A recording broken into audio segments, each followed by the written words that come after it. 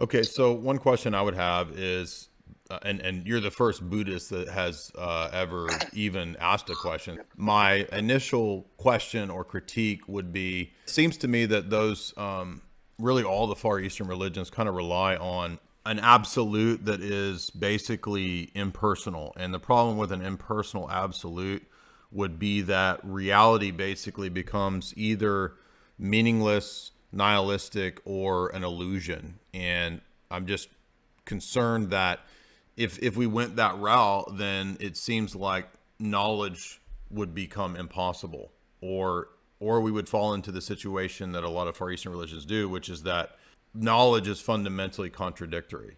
I think Buddhism, I mean, there's different types of Buddhism, but Right. my understanding is that they appear nihilistic and impersonal, but I think that was just an inbuilt mechanism to avoid excesses of what they were trying to replace, which was kind of early Hindu kind of traditions that fell into kind of idol worship, kind of attachments to rule and ritual. So people would just kind of, painting themselves blue and going to temples and things, and thinking that was accessing divinity. And I think that the context of the Buddha's time is that he saw the dangers of that. So he very much kind of strayed away from any personification or deification. And I think his thing was, well, have a look and see for yourself. I'm not going to tell you what you're going to find, but if you follow my instruction and my suggestion, then you find out what that is for yourself. And so you hear of Buddhist monks and people that have followed the tradition that attain realizations, and in their words, I don't hear their words as, they're not kind of saying, oh, it's just a void and there's nothing there and it's cold and selfless, and they're often full of great compassion and wisdom. But I do see why people get that idea, but I think that, like I say, goes back to the historical context of the Buddhist time. Okay, let me give an example of a question that would be more precise. So, do you think that the world that's out there, that reality, do you think it's fundamentally teleological or dysteleological? Do you know what I mean by that? Yeah, I think there's an instinctive nature to. I don't know if you're aware of Bernardo Kastrup? No. Do you know this guy? Okay. I think the closest analogy would be someone like Schopenhauer. About Schopenhauer. Mm-hmm. Do you know world as will and representation. The idea of the will, which is kind of quite instinctive. It's quite kind of it's not really teleological in the Christian sense. It's kind of like a striving, searching God or presence that's kind of fumbling around, and through humanity it kind of awakes to itself.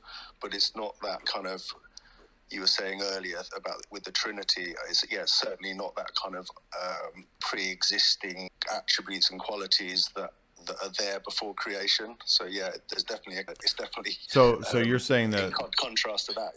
So God is a kind of process. He's in process philosophy. Yeah. How do you know that? How do you know that to be the case?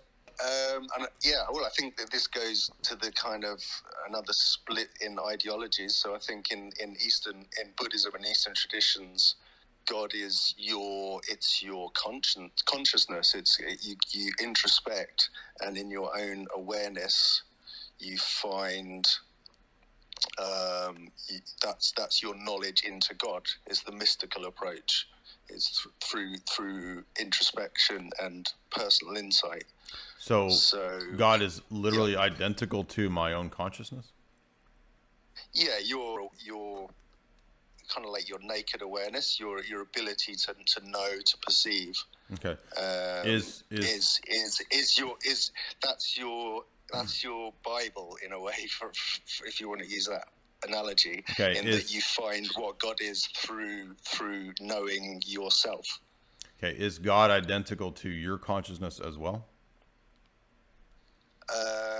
Well, in the Buddhist sense, there isn't a self, so there's no I. There's no kind of me individual. There is the universal consciousness that we all are. So I wouldn't kind of claim that as for me as an individual. I think to the extent that I access it, I access you and everyone else.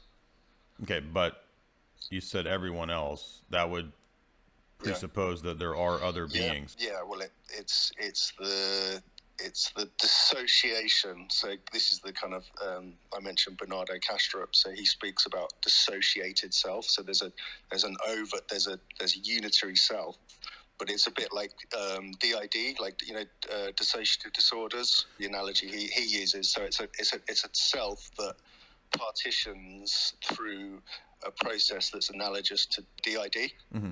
So if you're in this world interacting with me and other people, and the selves that are you're saying are basically fractured versions of the one, don't you see that this would fall into the same problems I was mentioning about Platonism earlier? Because we aren't the super self.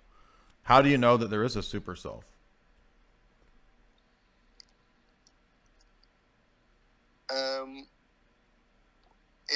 It's a kind of Cartesian thing, I think. It's this idea that if I deny everything else, what can I not deny? What's the one thing that rests? But you know that any content of consciousness is consciousness itself. You know that the cogito is in multiple ways fallacious, right?